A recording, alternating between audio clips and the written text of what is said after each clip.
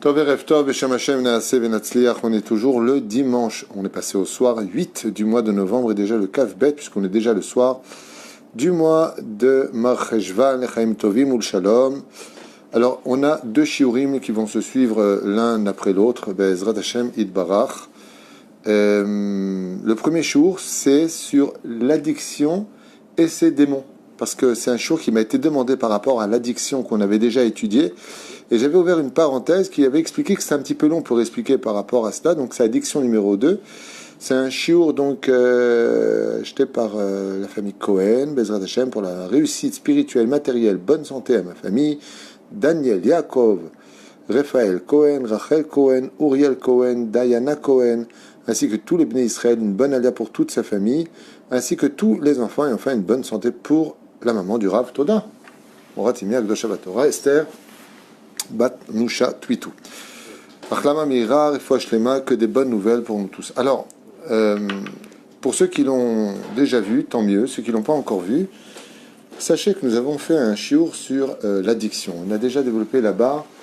Beaucoup de parenthèses ont été ouvertes, beaucoup de sujets ont été donc développés.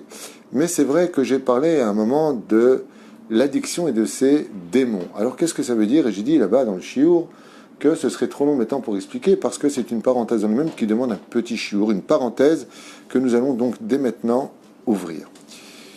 La première des choses et la première règle qu'il faut savoir dans l'addiction, c'est que on ne joue pas avec le feu, et qu'à partir du moment où, comme on l'a déjà expliqué là-bas, toutes les addictions qui expliquaient, l'une des plus grandes addictions de 2000 du 21e siècle, c'est les portables. Les portables, comme vous le savez, c'est une addiction incroyable. Et pourquoi je parle plus du portable que d'autres addictions comme la drogue, les jeux, le sucre, la nourriture? On peut être en addiction sur la boulimie, par exemple, ou d'autres choses. La palette est tellement importante dans les addictions, on peut même avoir des addictions de l'étude. C'est même plus un plaisir, ça devient une espèce de transe dans certains domaines. Alors, qu'est-ce que c'est exactement les addictions? Les addictions sont considérées dans le judaïsme comme quelque chose de mauvais. Il n'y a pas d'addiction qui est bonne. On n'est pas addict à quelque chose. Dieu, par exemple, nous demande de le respecter, de l'honorer. On voit un équilibre. Quand Dieu, par exemple, nous dit « Je suis l'Éternel, ton Dieu, qui t'ai fait sortir du pays d'Égypte, et tu n'auras pas d'autre Dieu sur ma face. » Ça n'empêche pas de te dire « Honore ton père et ta mère. » Ne sois pas addict de moi. Ne sois pas addict de tes parents. Ne sois pas addict de ta femme. Ne fais pas d'avodazara. On avait expliqué que l'addiction, c'était le surnom, ou plutôt le synonyme du mot idolâtrie. D'accord ? Et qu'est-ce que ça veut dire le mot idolâtre? Le mot idole, bien, ça vient justement de idéologie. C'est-à-dire que, chas v'shalom, que je ne fasse pas de ma vie une idéologie sur cela. Parce que Dieu a créé la famille, il a créé le ciel et la terre, il a créé plein de choses, et il se trouve partout. Ce qui fait que tout ce qui touche à l'addiction touche à un domaine qui mène à l'extrême. Et les extrêmes sont toujours empreints d'impureté. C'est très important de le retenir parce que c'est en rapport avec ce qu'on va développer. Alors, dans le monde dans lequel nous sommes dans le monde de la rectitude. Comme le dit le Rambam dans les Chod Deot, l'homme se doit d'être toujours au sentier des choses. Ne soit pas à l'extrême. Ni extrême gauche, ni extrême droite, ça dépend. Tu dois être au centre des choses. Tu dois avoir, bien entendu, une idéologie dans la vie, mais cette idéologie doit être toujours au centre de ta vie. Sois pas extrême dans ce que tu fais. Alors, bien entendu, vous savez, souvent, à mal compréhension dite, les gens disent « sois pas extrêmement religieux ». Ça veut rien dire. On est religieux, on ne l'est pas. Alors, je suis traditionnaliste. Je me place à une situation dans laquelle j'espère monter les échelons, mais c'est très, très mal utilisé, le mot il est extrêmement religieux. Je ne comprends pas ce que ça veut dire. Un homme qui est à peine Shomer Shabbat, à peine, il n'est pas encore Shomer Shabbat. Hein, il est ultra orthodoxe. S'il fait quoi? Au lieu de faire un loulav, il en fait 2, il met 10 paires de tefilines, il met 3 talit. C'est quoi ultra orthodoxe? Ce sont des caricatures de notre judaïsme dont nous-mêmes nous régalons en tant que juifs pour nous définir, ce qui est totalement faux. C'est totalement faux. On peut tout à fait être un ultra orthodoxe. Je suis un ultra-orthodoxe, oui, et sioniste, et que j'aime tout le monde, et alors? Et vous croyez que je mange pas comme vous, je dors pas comme vous, je rote pas comme vous, mais c'est ultra-orthodoxe. On est venu, ouais, mais bon, enfin, ultra-orthodoxe, il ne danse pas avec les femmes. Mais excuse-moi, n'importe quel juif n'a pas le droit de danser avec des femmes. Ça n'a rien à voir avec l'ultra. Donc c'est vraiment des choses qui sont fausses et une vraie caricature de notre judaïsme et qui marche très bien pour les moqueurs. Quoi qu'il advienne, c'est comme ça que ça marche dans le monde médiatique dans lequel nous sommes. Le monde dans lequel nous vivons est empreint de plusieurs paliers. Il y a cette couche, comme vous le savez, au-dessus de nous, et cette couche en dessous de nous dans laquelle des êtres vivants vivent. Et dans notre propre couche, c'est-à-dire entre le ciel et la terre tel que nous le voyons à l'extérieur de nos maisons, le ciel et la terre, il arrive aussi que des personnes qui ont été addictes dans ce monde de la bêtise humaine, en d'autres termes, à la matérialité, comme un matérialiste, c'est quelqu'un qui a fait du matériel d'Avodah Zara. On peut être addict toute sa vie à la matérialité sans être spirituel. Eh bien, cette situation-là peut mener un homme, le jour où il quitte son corps, donc le jour où il meurt, de ne pas pouvoir s'élever. Parce que le monde spirituel, comme on dit, qui se ressemble, s'assemble. Cette âme, qui aura toute sa vie été matérialiste, sans respecter la Torah, les mitzvot, ou pour un non-juif, les 7 lois noachides, eh bien, n'est pas acceptée du ciel. En tout cas, dans nos livres à nous, les juifs, parce qu'il ne faut pas avoir honte d'être juif et d'étudier nos livres qui viennent de nos rachamim, les choses sont claires. Quelqu'un qui n'a pas été un tant soit peu spirituel dans sa vie de juif, un peu de tzedaka, un peu de compassion, un peu de les lumières de Shabbat, quelque chose, ksad ruchaniyut, un peu de spiritualité dans ta vie. Quand il part de ce monde, Rabbi Shimon Bar Yochai nous dit, il erre entre le monde d'en haut et le monde d'en bas. Ce qui fait qu'il y a énormément d'âmes qui errent autour de nous sans qu'on les voie. Elles passent, trépassent, repassent dans ce monde. C'est le cas fakir. Non. Pourquoi elles passent et elles repassent? Parce qu'au lieu de descendre, donc là ce que j'explique bien entendu, quelqu'un qui est athée, quelqu'un qui n'adhère pas à la Torah, qui nous prend pour des débiles au niveau de nos livres, change de chaîne, c'est pas pour toi ce cours. On parle de choses qui sont selon la Kabbale. Et j'ai les références de tout ce que je vous dis. Je vous ramène le Harizal, je vous ramène le Ben Ishraï, je vous ramène le Chida Kadosh, Rabbi Avraham Azoulay, Rabbi Yehuda Ptaya. Il y a beaucoup de livres qui parlent de ça. Donc là, ce que je dis, bien entendu, un non-juif qui écouterait ça et qui ne donne pas de valeur à l'enseignement de nos sages, il est fou ce mec. T'as raison, je ne suis pas fou, c'est justement toi qui manque de connaissances et qui n'a pas assez de mérite pour comprendre ce que l'on dit. Donc qu'est-ce qu'on fait dans ce cas-là? Je te respecte, tu me respectes, je change de chaîne, c'est pour. Alors, celui qui comprend la valeur de la Torah, celui qui comprend que notre Torah c'est la pure vérité, que nos livres sont des livres saints et vraiment empreints de Emet, alors c'est pour lui que s'adresse ce shiur, comme me l'a demandé la famille Cohen, qui est remplie d'Emouna et qui comprend parfaitement que Akol Divrei Elokim Chaim. Alors qu'est-ce qui se passe? Prenons le cas d'une personne qui toute sa vie s'était manger, fumer, dormir, travailler, c'est tout. C'est ça sa vie. Partir en vacances, ricaner. Ce qui compte, c'est de savoir qui a mis un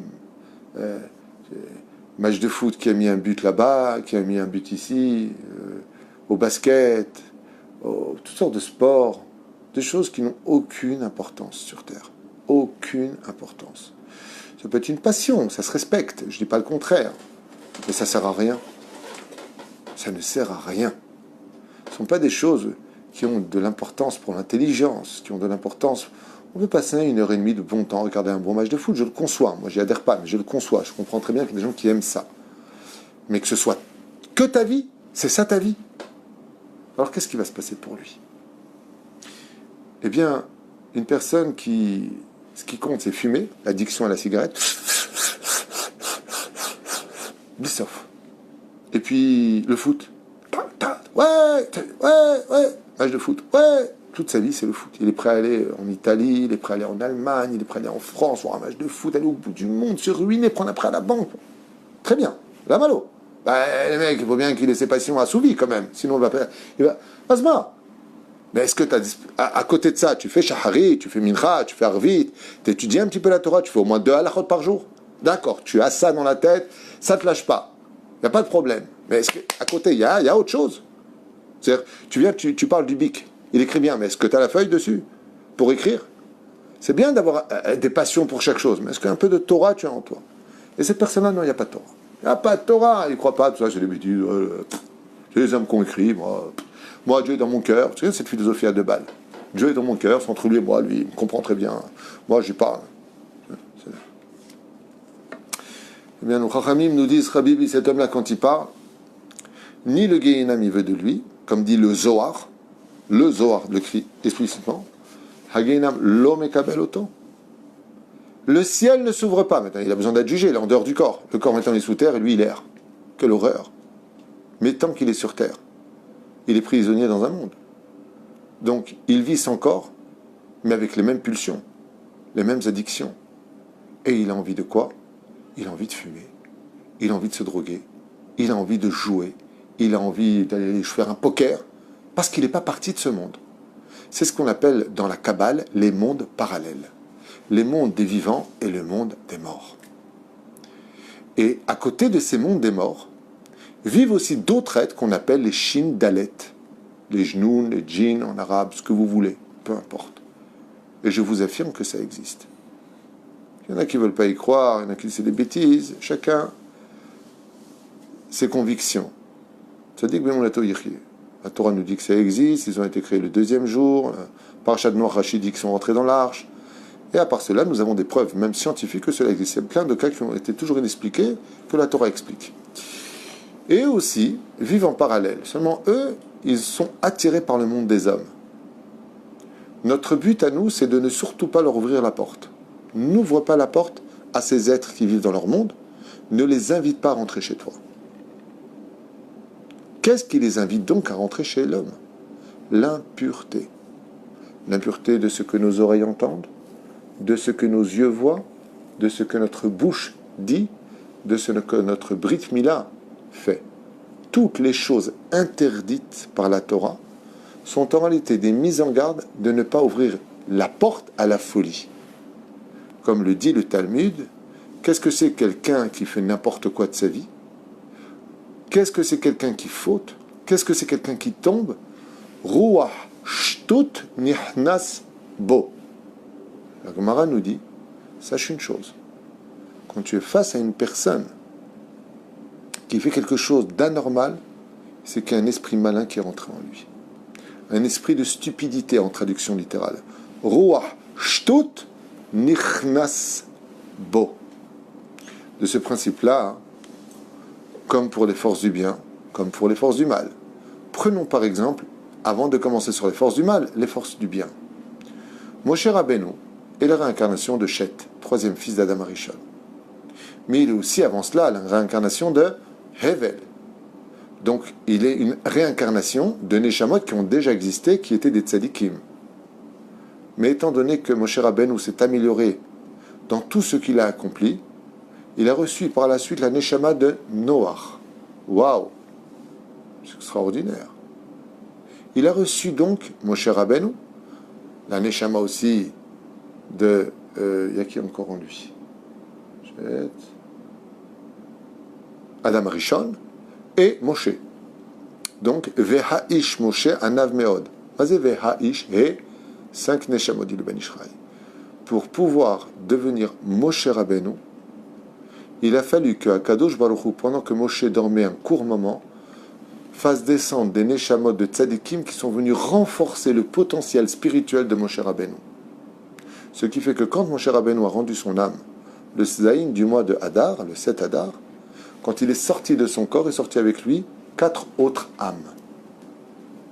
Comme ça explique Maran à Ben Ishraï. Prenons un autre cas. Pinchas ben Elazar ben Aaron HaKohen. Veshiv et Ramatim me'al ben Israël v'natati lo beriti shalom. Pinchas se mesura un personnage très puissant qui s'appelle Zimri ben Salou et la fameuse princesse de Moab ou de Midian, Cosbi Batsur. Le Zohar HaKadosh, Rabbi Shimon Bar Yochai, nous enseigne que Pinchas, en réalité, de par la peur de ces 24 000 soldats de Zimri ben Salou de la tribu de Shimon, qui l'ont entouré avec menace, il a eu peur. Et Parhan Nishmato, C'est-à-dire qu'il est mort. Pinchas, avant d'avoir accompli son acte de transpercer ces deux hommes, ces deux êtres impurs, son âme n'a pas tenu. La tension était trop grande. Qu'est-ce qu'a fait Akadosh Baruch Hu? Il a inclus deux âmes pour soutenir l'âme de Pinchas, celle de Nadav et de Avihu. Donc, on voit que même une personne, par exemple, qui étudie la Torah, et il s'attache particulièrement à Rabbi Yitzhak, un des Baalei Tosafot, Rav Shmuel, un des Baalei Rabbeinu Tam, il va s'attacher à Rashi, au Marsha, au Ran, au Rosh, au Ritba, peu importe, un Rishonim Acharonim. Il va s'attacher à son étude pour essayer de le comprendre. Le tzaddik dans le monde d'en haut, quand il va dormir, prend une partie de lui comme une étincelle et lui donne dans son corps. Et ainsi cet homme, comme on l'a vu avec le Rav Ovadia Yosef, il n'y a aucun doute que le Rav Ovadia Yosef était empreint de la Neshama de Rabbi Yosef Karo. Il n'y a aucun doute. Et ça fait que Rabbi Yosef Karo lui a apporté une partie de son âme en lui, parce qu'il a défendu toute sa vie, les halachot de Rabbi Yosef Karo. Dans les forces du bien, les exemples seraient trop nombreux à donner, parce qu'il y en a partout. Eh bien, nous voyons que les âmes défuntes peuvent pénétrer une personne pendant son sommeil pour que le lendemain, il puisse écrire son livre de Torah. Et c'est ce qu'il dit, je ne sais pas ce que j'ai eu, une force en moi incroyable. J'ai fini mon livre, c'est parti. C'est inexplicable pour nous. Nachon, quand tu as fini ton livre, le tzaddik qui t'a aidé à l'écrire, il est reparti au Gan Eden. Il est venu juste aider. Il est venu t'apporter une lumière à un tel point que les Chachamim nous disent, quand tu veux comprendre une étude, et tu vas étudier par exemple le Ben Ishraï, prends une bougie, avant d'étudier, allume une bougie au nom du Ben Ishraï, car tu le fais descendre sur cette bougie et il va t'éclairer dans ton étude. Comme une petite lumière qui va t'éclairer. Ça, c'est du côté positif. Mais là, on parle des addictions. Qu'est-ce qui se passe dans le cas des addictions? Eh bien, les addictions mènent toutes, de façon générale, à l'impureté. Surtout l'addiction du portable. À un tel point que ça sépare les couples, c'est avec ça qu'on tombe énormément. Monsieur, l'addiction, on peut regarder des livrets Torah, on peut faire de bonnes choses avec un portable aussi. Pas être tout le temps à l'extrême dans tout. Certes, mais quand tu es addict au portable, tu risquerais forcément de tomber sur des images incestueuses. Et ce peu d'images incestueuses que tu risquerais de garder sur les portables sont déjà une porte qui ouvre à la folie. C'est-à-dire que les êtres du monde parallèle rentrent en toi. Et qu'est-ce qu'ils font? Ils te rendront addict de cela. C'est-à-dire que au début, tu n'es pas vraiment addict, comme prendre un joint. Si, bon. Puis après, tu refumes à l'occasion, ça t'a fait du bien. Ouais, t'en as, tiens, donne-moi. Puis après, ça devient, dis-moi, t'as pas des joints là? T'as pas un joint là? Je t'achète. Macara. Au début, c'était un jeu. Tout démarre par les jeux. Tout démarre par... Début, c'est pas grave. Oh, tu vois pas, je fais un par mois, un par semaine, un par jour, un par matin, un par l'après-midi, un le soir. Et là, on devient addict. Petit à petit, il y a quelque chose qui nous pénètre. Et quand on arrive à une réalisation de notre vie en se disant, mais mince, je ne peux plus m'en passer. Comme par exemple, prenez celui qui joue au poker. Le mec, il est marié avec sa femme, il a ses enfants, il a son travail. Il est en train de jouer à un jeu de cartes. Je ne sais pas si vous vous rendez compte de la gravité des choses. Il sort la clé de sa voiture et de son appartement. Il les pose sur la table. Il dépose ses cartes et l'autre le bat. Comment dans ta tête tu peux jouer avec ce que tu as mis toute ta vie de côté pour ensuite à Las Vegas, quand j'étais à Las Vegas, c'est ce qu'on m'a appris là-bas, c'est l'endroit où il y a le plus de suicidés au monde. J'ai jamais entendu parler de ça, qu'il y avait des suicidés à Las Vegas. Et là-bas, les gens sur place, ils me disent, mais tu plaisantes, tu sais combien de gens se ruinent ici? Et quand ils vont dans leur chambre en haut, et qu'ils réalisent qu'ils ont tout perdu, tu sais ce qu'ils font de leur vie? Se jettent. Mais qu'est-ce qui s'est passé? Avera, Goreret, Avera. Mais quand tu connaissais ces gens, quand tu voyais comment ils étaient, c'était des gens normaux, des gens adorables. Mais qu'est-ce qui s'est passé? Nos sages nous disent, il est devenu fou. Et la folie, chez nous, c'est pas comme les psychiatres disent. C'est vrai que ça peut être lié à certaines neurones, certaines hormones qui sont reliées au cerveau. C'est sûr, c'est l'histoire de l'interrupteur. J'éteins l'interrupteur, j'éteins la lumière, mais ce n'est pas l'interrupteur qui donne de la lumière ou qui éteint la lumière. C'est elle qui laisse passer le va-et-le-vient ou qui donne la possibilité au va-et-vient de pouvoir se connecter à la lampe. C'est un interrupteur. Mais dans les murs, il y a des fils électriques qui mènent à une centrale électrique, qui mènent au disjoncteur. Donc tu vois bien qu'il y a tout un système qui reste caché derrière. C'est pour ça qu'une personne qui devient addicte, eh bien, automatiquement cette addiction, comme le jeu de cartes, comme les joints, comme l'alcool, comme toutes ces choses-là, j'ai un shiur qui s'appelle « Ton poids t'indiquera où tu en es ». Quand tu n'es plus capable de contrôler ta nourriture, il y a quelque chose en toi qui te possède. Ce qui fait que les addictions, pas toutes, mais une partie des addictions dites sévères, plusieurs addictions, il y a l'addiction qui est plutôt faible, il y a des addictions qui sont modérées, il y a des addictions qui sont sévères. L'addiction sévère en général, c'est quand la personne est empreinte d'un rouard. Alors comment ça se passe? Je vais vous expliquer, c'est très simple. Ça paraît compliqué à étudier, mais quand on l'a assimilé, compris, c'est très simple à expliquer. Voilà comment ça se passe. On va prendre l'addiction du jeu. Vous voulez le jeu? Moi, cigarette, ce que vous voulez, peu importe. C'est le même principe. Le jeu et les femmes. Vous savez que l'addiction des femmes, mon Rav m'avait enseigné, Rabbi Moshe Ederi Zatzal, c'est l'addiction la plus dure de toutes les addictions. Plus que le jeu, plus que la drogue, dure plus que tout. L'addiction des femmes, Rabbi Moshe m'avait dit, un homme qui est addict aux femmes, il est fou amoureux des femmes. Dès quoi une femme, il est fou, il ne peut pas. Comme la pornographie, toutes ces choses-là. Il faut un miracle de Dieu pour qu'il s'en sorte. Carrément. Il faut que Dieu intervienne lui-même pour le sortir de là. Pourquoi? Tellement il est possédé, il m'a dit. Mais de quoi il est possédé? Ce que je raconte.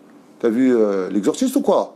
C'est ce que tu as envie de dire. Ça, c'est quand la personne ne sait pas de quoi il s'agit. Alors je vous explique. Imaginez une personne qui était addicte au jeu. Toute sa vie, il aime les jeux. Shabbat, il n'y a pas. Kashrut, il n'y a pas. Le mec, il n'a pas de spiritualité. Il est parti de ce monde très pauvre en spiritualité. Il sort du corps, il réalise, il en prend plein la tête. Din veheshbon, on s'occupe de son corps dans le trou, qui vivra verra, vous inquiétez pas. On s'occupe de lui au niveau de l'âme. Il vient pour rentrer à Marat Marpella. Avram et Yaakov, il dit, tu peux pas rentrer. Pourquoi? Tu sens trop mauvais. Tu as trop d'avérotes sur toi. Qu'est-ce que fait cette âme? Elle est refoulée et elle retourne dans les rues, dans les lieux qu'elle avait l'habitude de fréquenter. Seulement, comme il aime fumer, qu'est-ce qu'il va chercher son corps?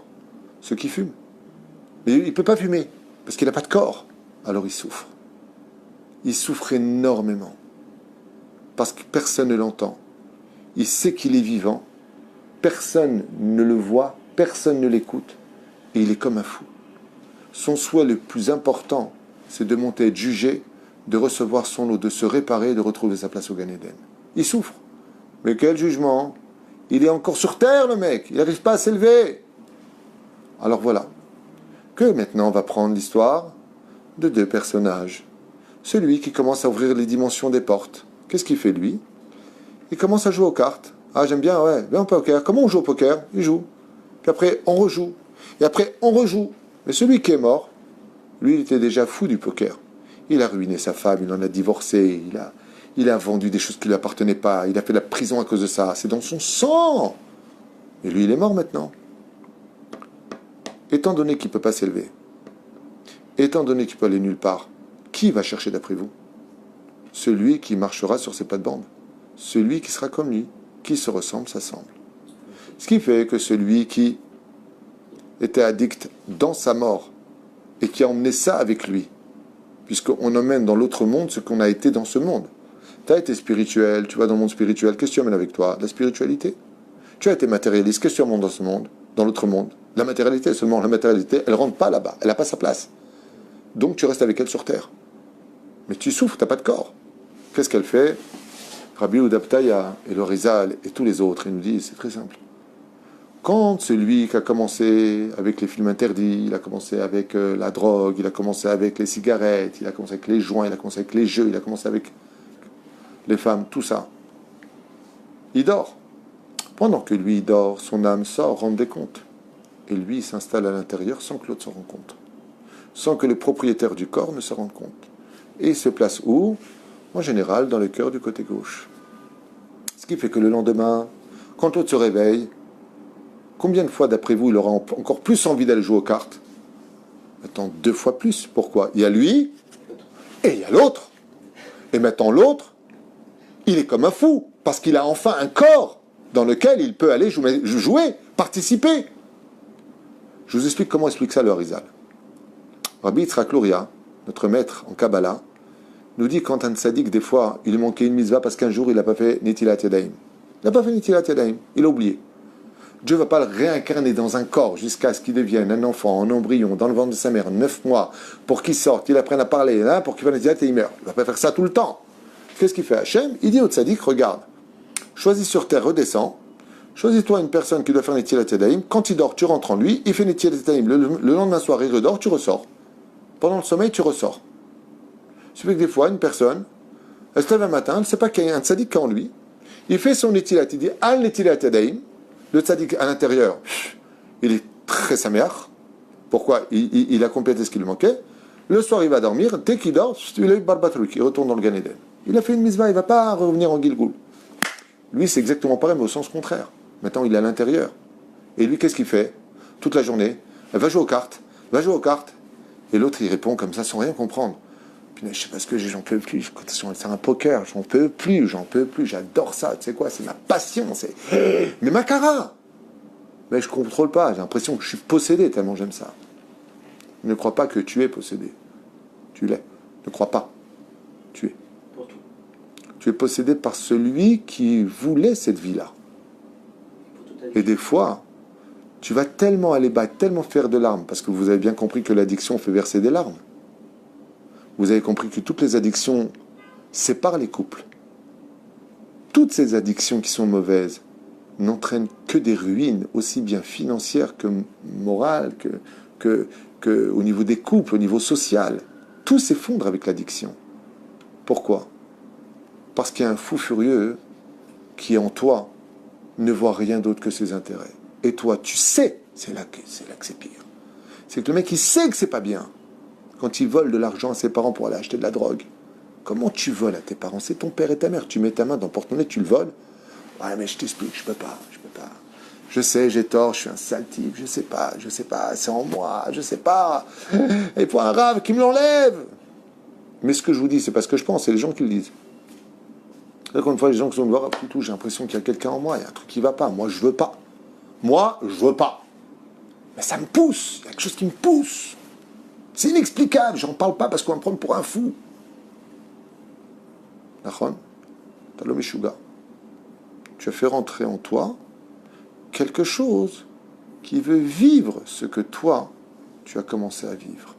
Il va te pousser vers cette direction. Il va te posséder de l'intérieur.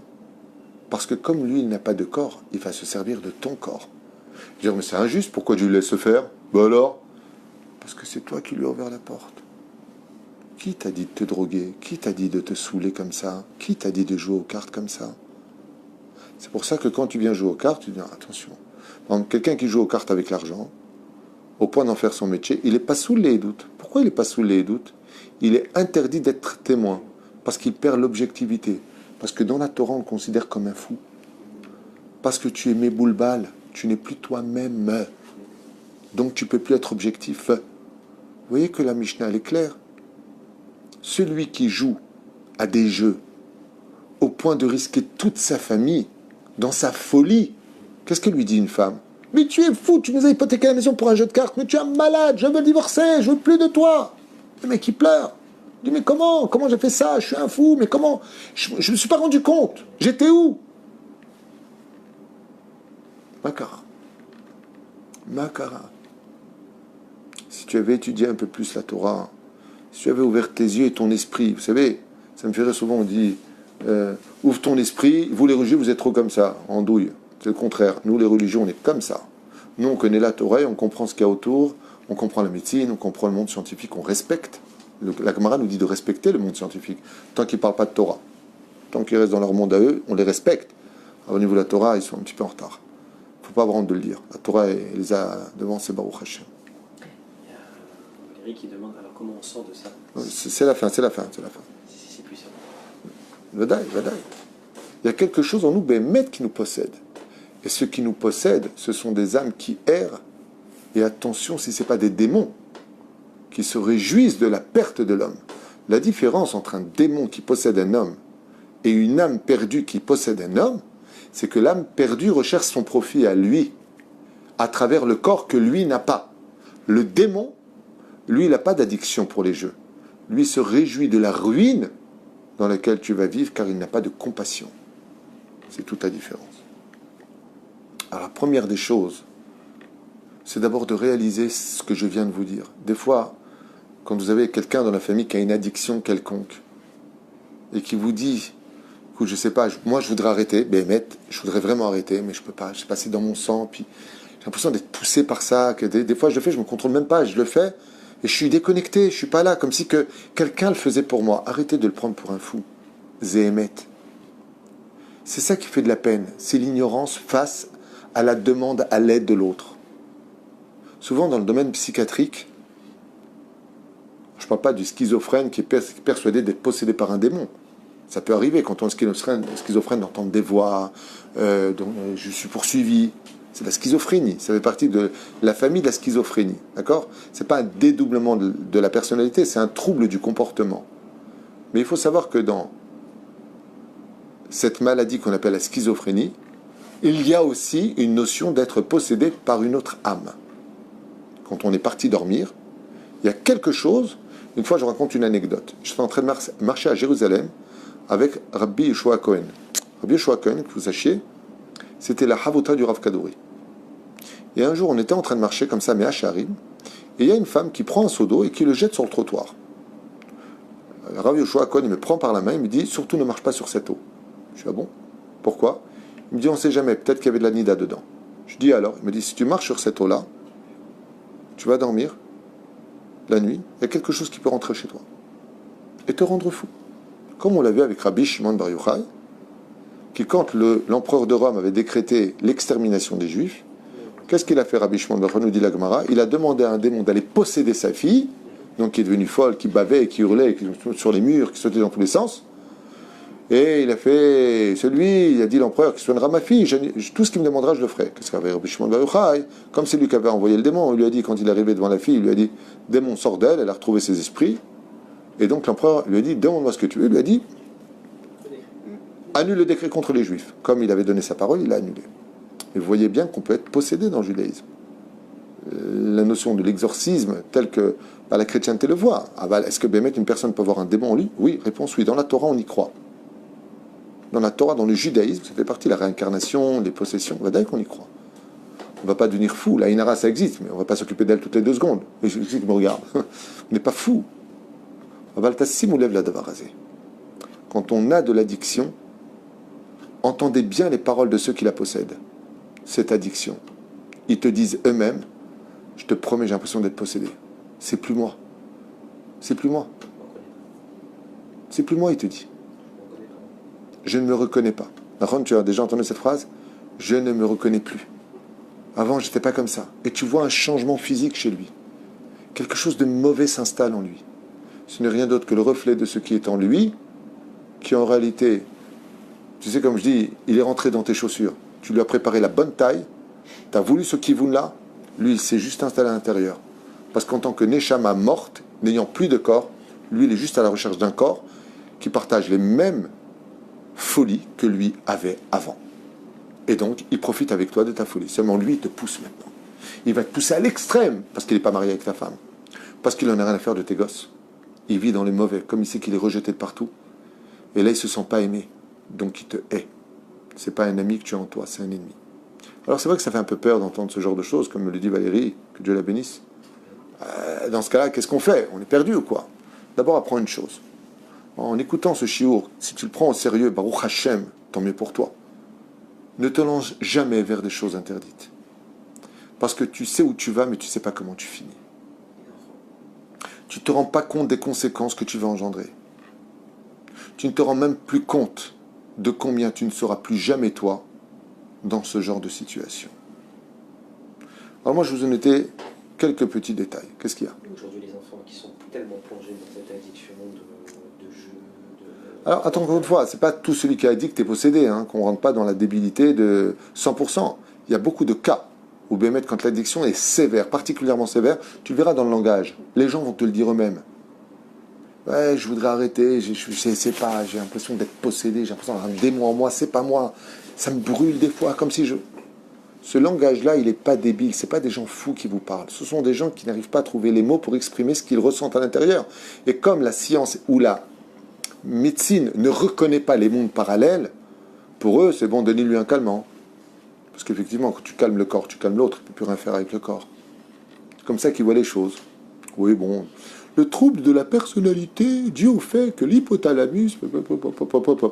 T'as raison.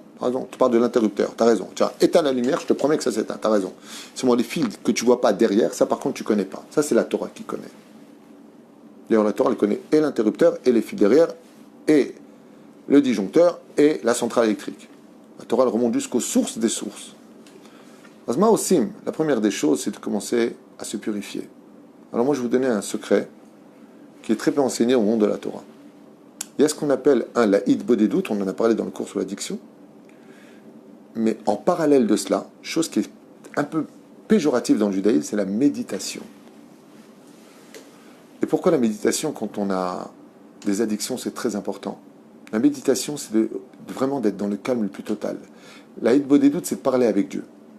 Donc c'est parler, c'est crier, c'est s'exprimer, aide-moi Hachem, jusqu'à ce que Béhémet, tu pleures, tu sens vraiment que Dieu t'écoute, tu ressens quelque chose de très fort.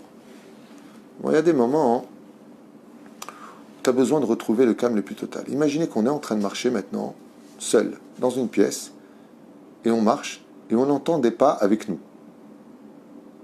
Comment je peux savoir si ces bruits que j'entends, c'est les miens ou celui de l'autre? J'ai là. Qu'est-ce qu'on fait? On dit, alors marche-toi sans faire de bruit. La méditation, c'est quand on arrête de faire du bruit dans notre corps pour bien comprendre s'il y a quelqu'un d'autre ou pas. Chut, on n'est pas seul. Makorebi, qu'est-ce qui se passe en moi? Une des choses d'ailleurs que nous force la médecine, c'est de rentrer en méditation. On t'enferme dans une camisole de force, on te prend un calmant et t'es comme ça. Ça y est, il est calmé. Et la personne à ce moment-là, elle se rend compte de la vraie réalité, elle demande de l'aide. Quand tu rentres dans la méditation, ce qu'il y a de bien, attention, méditation, c'est pas très bien dans le judaïsme. Pourquoi? Parce que le but de l'homme, c'est de s'élever. La méditation, c'est redevenir un petit peu du végétal ou du minéral, plus exactement. Donc tu descends de niveau, c'est pas ce qu'il y a de mieux. Mais elle a quand même, dans le mal, il y a toujours quelque chose de bien, c'est que la méditation te permettra, Bezrat Hashem, d'entendre ce que tu n'entends pas de par ta façon de tout le temps parler, penser, agir. Tu fais pas attention à ce qui se passe. Des fois dans la vie, il faut... Chut, qu'est-ce qu'il y a? Je suis avec moi-même. Se scruter de l'intérieur. Quand est-ce qu'on fait ce genre de méditation? Le Harizal, il dit, à Rosh Hashanah, quand tu écoutes le shofar, eh bien, à un moment, tu vas rentrer en méditation à l'intérieur, parce qu'il ne faut pas prononcer avec ses lèvres les tahanunim. Mais qu'est-ce qu'il est bon, ce moment? Quand on dit comme ça, et on rentre, ouais, j'ai fait ça. Ouais, j'ai fait ça. Comment j'ai fait ça? Pourquoi j'ai fait ça? Quand tu es dans le silence avec toi-même, tu rentres dans une nouvelle dimension d'un rendez-vous de ton âme avec ton corps. Et c'est là que tu peux savoir vraiment s'il y a quelque chose. Donc oui, d'abord te rendre compte, est-ce que Béhémet, il y a quelque chose ou pas? Parce que le problème, c'est qu'on n'en sait rien. Peut-être que oui, peut-être que non. La deuxième chose, aller au mikvé le plus possible, car les âmes impures détestent l'eau du mikvé. Les chrétiens ont utilisé le truc, ça me parle tout avec l'asperge là. L'eau bénite qalé. Nous les juifs, on va au mikvé. Quand on veut retirer quelque chose, il va falloir étouffer l'âme. Et quand toi tu rentres dans l'eau, elle n'est pas contente. Parce qu'elle n'a pas le droit d'être dans un monde pur à cause de son tikkun. Tous les jours aller au mikvé. Troisième chose, Ve'ele shemot ben Israël habay mitzrayma Yaakov ish u ishto baou. Les initiales, c'est quoi les sofitivot? Te'ilim teshuva. De là, tu apprends qu'en lisant les Te'ilim, tous les jours, surtout le tikkun aklali, tous les jours, tout le mauvais qui est en toi sort. faut savoir que le Tikkun HaKlali possède en lui des secrets extraordinaires pour décroter toute l'impureté de la personne qui le possède. Aval tout le Sefer Tehillim à plus forte raison. Un jour, quelqu'un m'a dit, c'est mieux pour moi de faire le Tikkun HaKlali ou tout le Sefer Tehillim. Je dis, Baba, dans tout le Sefer Tehillim, tu as le Tikkun HaKlali. Ceci étant, le Tikkun HaKlali, c'est quand même un code de 10 Tehillim précis. C'est comme un code. Aval, celui qui veut faire tous les jours au moins 5 Tehillim. 5 Tehillim par jour. Baruch Hashem, il va réveiller en lui la Teshuvah. Et pourquoi la Teshuvah, c'est important pour ce qui est mauvais en nous, s'il y a quelqu'un avec nous? Parce que la Teshuvah, c'est une lumière qui rentre dans le cœur. Et lui, il déteste la lumière de la Gdusha parce qu'il n'en est pas digne. Donc il part. Plus tu fais Teshuvah dans la Gdusha, plus Akadosh Baruch Hu, il t'aide à faire partir ce mal qui est en toi. Ce qui fait que quand vient la nuit, Akadosh Baruch Hu, il envoie des anges qui lui disent à celui-là, sors tout de suite de celui. Et d'un coup, quoi? La personne remonte petit à petit. La troisième chose, il y a marqué Dibur mevitz tamid chetzin nechama, c'est d'en parler. Aller voir une personne compétente et de lui parler. Une personne compétente, c'est une personne qui ne va pas se moquer de toi quand tu lui dis ce genre de choses, parce qu'il s'y connaît, il sait de quoi tu parles. Une personne, je lui dis franchement, voilà, j'ai l'impression qu'il y a quelque chose en moi. Avant, j'étais addict, mais pas comme ça. Aujourd'hui, c'est de la folie, je n'arrive plus à me contrôler. Eh oui, bon, écoutez, il faut prendre des médicaments, c'est normal, bon, bah, c'est pas dramatique, faites attention de ne pas trop jouer d'argent. Va te coucher, toi, tu n'as rien résolu comme problème. Tu as déplacé le problème à des effets moins ou plus graves. Quelqu'un qui comprend qu'il y a autre chose que le domaine médical et qui va t'aider, Bezrat Hashem, à faire ce qu'il faut pour sortir de ce qui est en toi, hein, cet être qui n'a pas le droit d'y être. C'est le cas de le dire. Zemacheshli, Mikvé, Teilim, méditation et le fait d'en parler. Le fait d'en parler avec Akadosh Baruch Hu, alors là on parle de l'aide des doutes, on en avait déjà parlé. Et une chose qui est encore plus forte que toutes, c'est la volonté. Tout comme lui, il a eu la volonté de rentrer en toi, sache que ta volonté de le faire sortir est aussi grande que la sienne. Voire Pishtaim. Pourquoi? Lui, il n'a qu'une âme. Toi, tu as l'âme et le corps. C'est à toi de l'expulser par ta propre volonté. Comment? En lui refusant ce que lui veut tellement. Pourquoi il est en toi? Parce que tu vas le jouer aux cartes.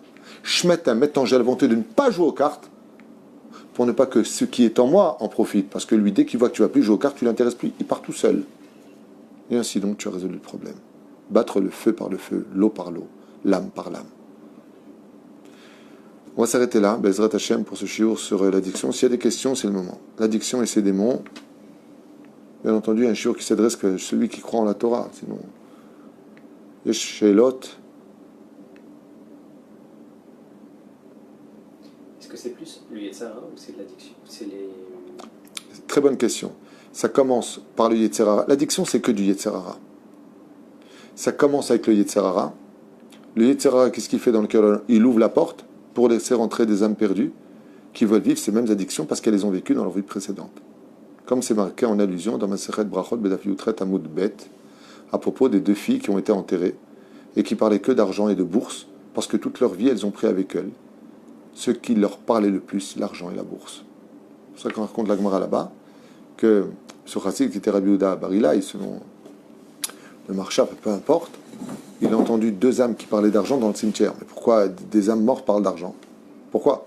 Parce que dans leur monde vivant, elles ne parlaient que d'argent. De là, tu apprends que l'homme amène avec lui, après la mort, ce qu'il a le plus recherché sur terre.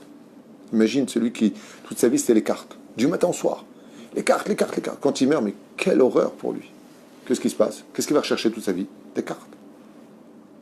Pas le philosophe, des cartes. Des cartes.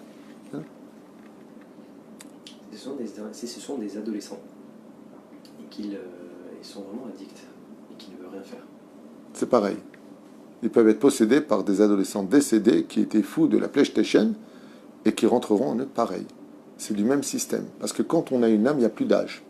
Le domaine de l'adolescent, du vieux, du jeune n'appartient qu'au niveau du corps. Mais au niveau de l'âme, il n'y a pas d'âge. Et si c'est un dépressif? Le dépressif, c'est pareil. Rabbi Nachman le Breslev dit que tout ce qui est dépression vient des forces du mal. Donc la dépression se soigne justement par le calme, par la reconfiance en soi, par l'amour de la vie, la émouna. Un dépressif, c'est celui qui voit tout noir. Et s'il voit tout noir, c'est qu'il y a quelqu'un de noir en lui. Il y a quelque chose de noir en lui. Ça veut dire une âme, Bémet, qui se joue de lui. Mais ça se traduit aussi par des besoins de médicamenteux qui vont remplacer de façon chimique certaines neurones qui ne sont plus à leur place et qui étaient le filtre de la pensée. Pour ça, il faut écouter ce que disent les médecins, d'où ce que dit la Torah, Rabbe Rapo, Yarapé. On peut prier pour eux en faisant les télim? Absolument. C'est une grande mitzvah pour prier pour ces gens-là. Pour ça, moi je dis souvent, et je finirai avec ça à la limite, chers amis, quand vous avez des gens qui sont addicts à quelque chose, sachez, comme je vous l'ai dit dans le premier cours sur l'addiction, ce sont des gens qui sont prisonniers, ce sont des esclaves de leur addiction. C'est vraiment des victimes quelque part, de leur bêtise humaine, certes. C'est pour ça que le but, c'est pas de les juger, c'est de les relever. Il faut les aider. Parce que vraiment, on a beaucoup de chance, nous, de ne pas être addicts. On a beaucoup de chance. Mais si malheureusement, Dieu a une faiblesse d'éducation, un manque d'amour quand on était jeune, on a un vide en soi, on va le remplir par une addiction. Vous avez remarqué, les bébés, les enfants, ils ont toujours leur doudou. Vous avez remarqué ça? Ils ont leur couverture, ils ont leur linge. Ils ne peuvent pas dormir sans, ils sont toujours en train de se caresser avec. Vous avez remarqué ça? Vous savez pourquoi? Parce qu'ils ont le manque de la complétude qu'ils avaient dans le ventre de leur mère. Quand ils étaient dans le ventre de leur mère, ils étaient dans un monde tellement choyé, où il n'y avait pas un seul espace de vide. Ils étaient dans l'eau amniotique, l'ange Gabriel qui leur apprend la Torah. Ils étaient nourris, tout était chalem chez eux. Quand ils sont sortis, ils sont devenus dépendants de quoi? De l'espace dans lequel ils sont venus. C'est pour ça que la première chose qui éclate chez un enfant qui vient de naître, c'est ses poumons, qui s'ouvrent à la vie, mais qui s'ouvrent à l'air. Donc il y a un vide qui se crée. Et ils ont toujours besoin de cette addiction, d'une certaine façon. Il ne peut pas dormir sans son doudou. Attention, oh là, t'as oublié son doudou, retourne à la maison. Makara, avec sa sucette comme ça. Pourquoi? Parce qu'il comble un vide. L'addiction, c'est combler un vide d'une pathologie qu'on n'a pas laissé, qu'on a laissé malheureusement grandir en nous et qu'on n'a pas su soigner à temps. C'est ça? Que Dieu nous aide tous, Bezrat Hashem, Mikvé, Teilim, méditation, Idbo des doutes, prière des autres. Tout ça nous aidera grandement, surtout avec la volonté de ne surtout pas nourrir ceux qui nous poussent à aller dans la direction qui aujourd'hui nous dégoûte le plus, mais dont on est tellement dépendant. Plus tu iras, plus il sera fort. Moins tu iras, et moins il sera intéressé. Un mec qui recherche du vin dans une auberge, il n'y en a plus, qu'est-ce qu'il fait? Il quitte l'auberge. Kol Tov.